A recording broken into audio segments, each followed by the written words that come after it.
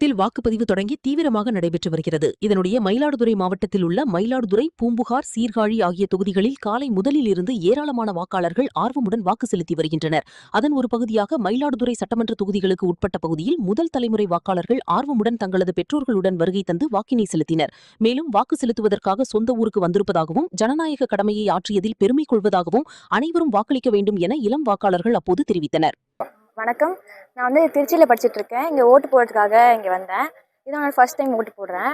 இது வந்து ஒரு புது எக்ஸ்பீரியன்ஸாக இருக்குது. ஃபர்ஸ்ட் டைம்னால எல்லாரும் அவங்கவுங்களோட ஜனநாயக கடமையை வந்து ஆட்டுறதுக்காக கேட்டுக்கிறேன். இப்போ உங்கள் வயசு என்ன பாப்பா? இப்போ நான் 18 ஆகுது. First time. எப்படி இருக்கு உங்களுக்கு ஃபீல்? இது வந்து ரொம்ப புதுசாக இருக்குது. ஏன்னா ஃபர்ஸ்ட் டைம்னால இந்த மாதிரி சின்ன பிள்ளைகள்லாம் நம்ம பார்த்துருக்கோம். இப்போ தான் ஃபர்ஸ்ட் டைம் போடுறதுனால ரொம்ப நல்லா இருக்குது. ஃபர்ஸ்ட் டைம் மகிழ்ச்சியாக இருக்குது. எதனால் ஓட்டு போடுறீங்க நீங்கள்? இது வந்து நம்மளோட கடமை, எல்லாருமே பண்ணி தான் ஆகணும். அதனால் எல்லாருமே முன் வந்து போடணும் ஓட்டை அவங்களோடது.